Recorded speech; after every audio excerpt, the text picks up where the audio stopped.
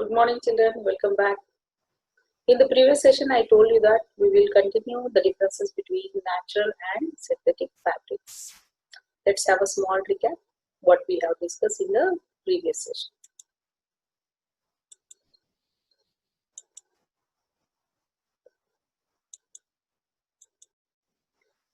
So we learned that fiber is a thin thread-like material which is used to make cloth. That is called fabric, right? So fibers are of how many types? Two types: natural fiber and synthetic fiber. Natural fiber we obtain from plants and animals. Examples: cotton, jute, which we get from plants; silk and wool we get from animals, right? And synthetic fibers are made from chemicals. Examples of synthetic fibers are nylon, rayon, polyester, and acrylic. Let's continue the difference between natural fabrics and synthetic fabrics. Children, let's discuss differences between natural fabrics and synthetic fabrics. Natural fabrics are obtained from plants and animals, and synthetic fiber we made from chemicals, right? Natural fabrics are costly, and what about synthetic fibers? They are cheap, means they are low cost. Means you can understand synthetic fabrics are cheaper than natural fabrics, right? Children, can you see here what it's? It's a cotton kerchief. If I'm going to crush this, then you can find some folds on this cloth, right? On this kerchief. Are you able to see the folds here? Small lines. So what we call it? It is called wrinkles, folds or lines, right? When the cotton clothes or synthetic clothes, natural fabrics, when they are washed and after dried, you find them folds on this cloth. So what we say that natural fabrics get wrinkles easily. What about synthetic fabric? Here I am going to show you a t-shirt made of nylon. Okay.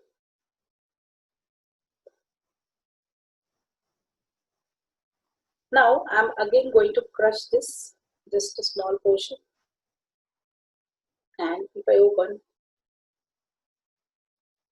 do you find any lines or fold on this t-shirt, children? No, right? So what you understood there? Synthetic fabrics are wrinkle free. No need to iron them. So you have observed your daily wear t-shirts. Do you iron them? No. But what about cotton clothes? We need to. What about silk clothes? We need to iron them as they get folds or lines on the cloth. So what is the difference between synthetic fabric and natural fabric then? Natural fabrics get wrinkle easily, whereas synthetic fabrics are wrinkle free.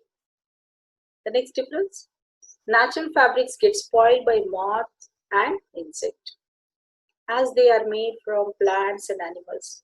So some insects like silverfish or moth, they try to eat them, so they get spoiled by insects. What about synthetic fabrics then? As they are made from chemicals, so they are resistant to insects and moths, means they are not get affected by insects and moths. So hope you all are clear with the differences between natural and synthetic fabrics. Children, let us try to learn the new words which we come across in this session. First word, latex. L-A-T-E-X, latex. Latex is a milky fluid. You can see the image of latex here. It's a milky fluid that is released from a cut in the plant. Next word, resistance. R-E-S-I-S-T-A-N-C. Resistance is nothing but opposing. For example, plastics are resistant to electricity, means will not allow the electricity to pass through them. Adhesives. A-D-H-E-S-I-V-E. Adhesive. A-D-H-E-S-I-V-E. Adhesive. What is adhesive? Adhesive is a material used to stick things together. You can see the picture of here. Glue. Children, what do we use to stick things like paper or plastic? We use gum or glue stick, right?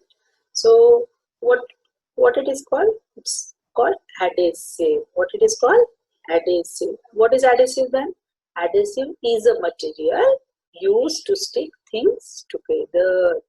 So what is adhesive then? Material used to stick things together. From where we get this gum? We get it from the trees like pine and kikar. Look here, you can see the image or picture of kikar plant, right? And you can see this natural gum. Even I am going to show you natural gum here. Are you able to see, children, clearly? This is a natural gum. We get it from the plant, right? And this can be used for eating purpose also. Even it is used to stick things together too, right?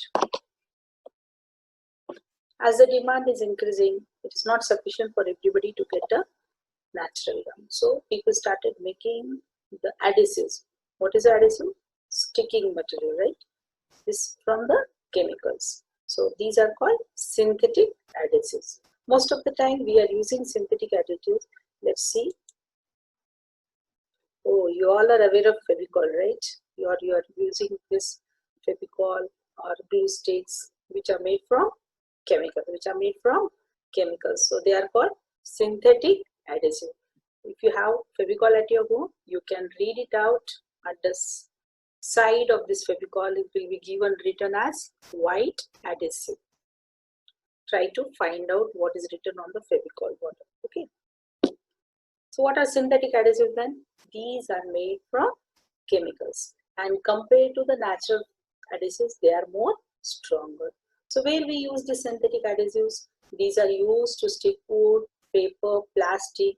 Even some synthetic adhesives are used to stop the leakage of water pipes. You can see a picture of synthetic adhesives, and you can see a picture of pipes.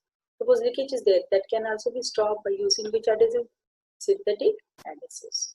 So we hope you are clear now. What is adhesive then? A material used to stick things together. And we have discussed two types of adhesives, natural and synthetic. Natural we get from plants like pine and kikar.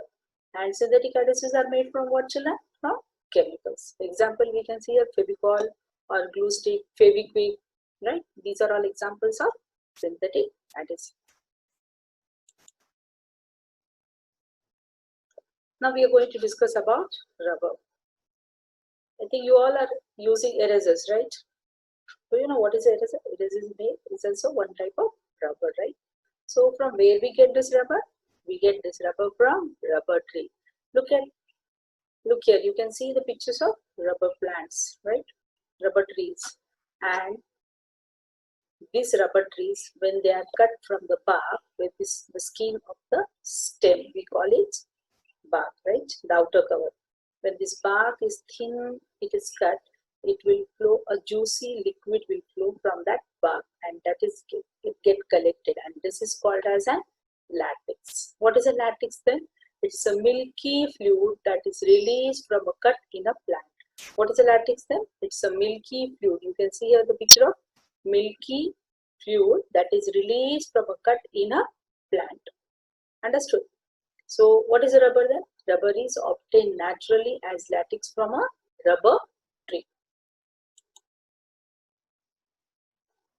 And as we discussed that our topic is synthetic materials. So we are going to learn about natural rubber and synthetic rubber. Synthetic rubber is which is surely is made from chemicals. And compared to the natural rubber, it is more cheaper. You can find many things around us are made of rubbers, like doormats, tires, erasers, gloves, rubber bands, even slippers, many more things. So you might be wondering why we are using rubber for many things, as rubber has elasticity. You can stretch it, it come back to the original position, right? And the most important, it is resistance to water. It will not get affected by water. Even it will not get affected by the heat. Do you know, children, this is a pressure cooker lid, right? And in the pressure cooker, we use this gasket. What we use, this is the ring, we call it as a gasket.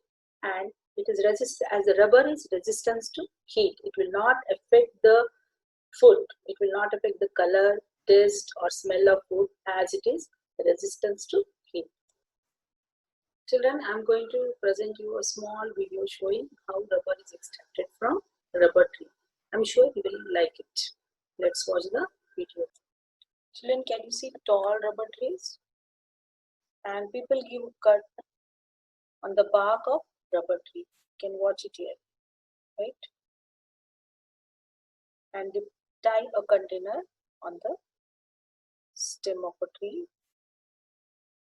And you can find when the cut is given, milky fluid is flowing from the bark of a tree where the cut is made, right? And this is called latex. So what is a latex? A milky fluid that we get from cut from a tree, right? Now once the container is filled, they will collect again in a separate container. Likewise, from many trees, they will start collecting this latex. Now let's see how they will make rubber. They'll take a tray that they fill with water, and this latex is filtered.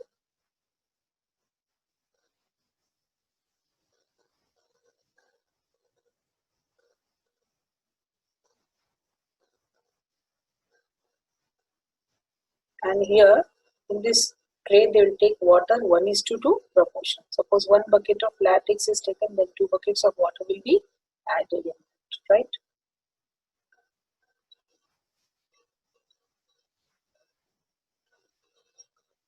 And afterwards they will add chemical name called formic acid. 1 cup of formic acid they will add. And after adding this, they will mix it well and allow it to set for 2 to 3 hours. After 2 hours, they'll get a sheet of rubber.